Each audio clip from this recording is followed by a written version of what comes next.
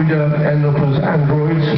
But I like the way I walk. To stand in front of those people, it was an alien world to them. It was a great thing to see, and it really kind of I think this will set the bar for music video game. Anyway, God bless, peace and love, thank you.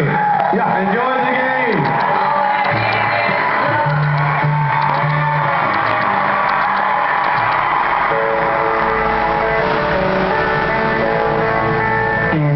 Approximately January of 2007, I got a call from my boss, Van Toffler, who's the president of the MTV Music Group. And he had just had an opportunity to have dinner with Olivia Harrison and with Danny Harrison. Danny told me he was addicted to Guitar Hero. And he started to throw out the notion of a whole band playing together. I've got a feeling I can't hide, oh no, no. Oh no! And I said, take the sing-star vocals, but it was a Donkey Kong drum and the guitar bass from Guitar Hero and call it Rock Band. And Dan goes sort of pale and looks at me. I go, when's that coming out? I then looked at him and said, that will be happening in a few months. Oh yeah! Yes! Oh yeah! 2 weeks later, I was back in LA. You know, Alex called me up and said, I'm coming over to meet, and we just got on famously. And then he said, do you think that Apple would be interested in doing a project like this? He thought for about 1/2 a second and immediately embraced the idea. He said, yeah, we've got to do this.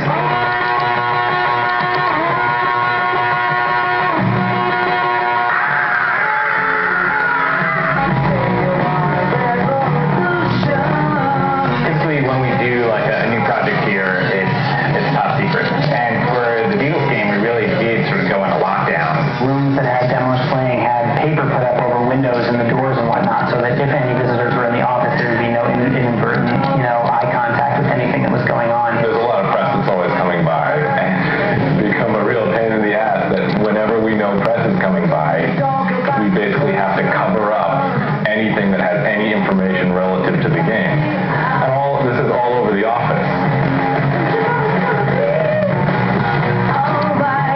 We had to call it Project 9 during the development because you can't say the B word when you're making a Beatles game. The title Project 9 comes from Revolution 9 track by the Beatles.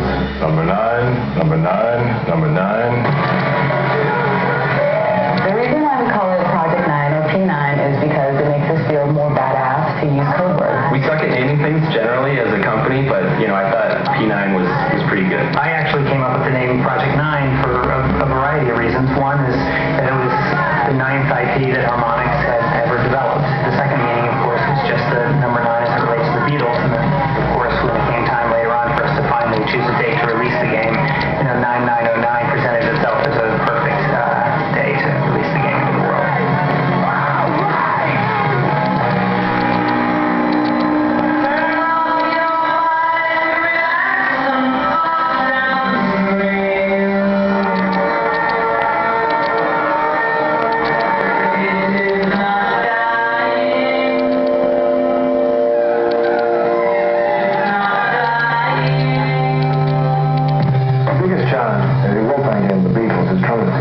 decide how do you represent, all four Beatles in the right way. We have to come up with a song list, bearing in mind that we have to completely respect, the four members and what they do. We wanted something that was a set list of songs that covered all the eras, covered all of the singers and songwriters, sort of.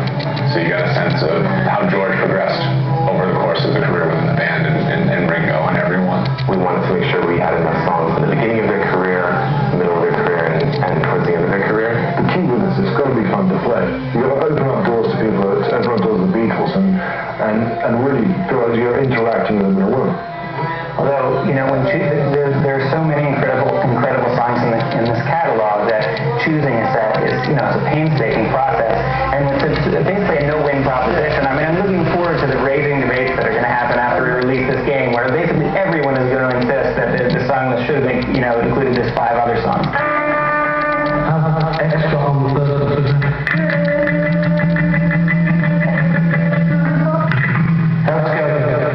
The key thing that ends like this is to offer people a trip inside this world. And so it would be a good idea to play the Beatles sessions, how they work.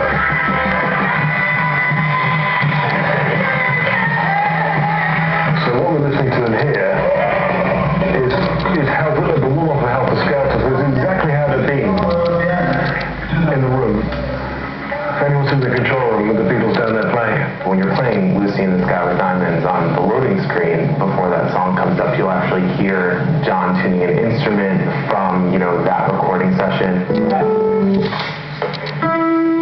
Hello? Hello? Oh, I love that recording there. It sounds so good. This isn't a script. This is actual, footage of the Beatles warming up for a song. Picture yourself in a boat on a river with tangerine trees and marmalade skies. It's great to hear them being human, I think, and hear that they did warm up and then play a song. You would hear them casually chuckling and talking about something, and then they would launch into the song, and then this awesome energy would pour out of the speakers.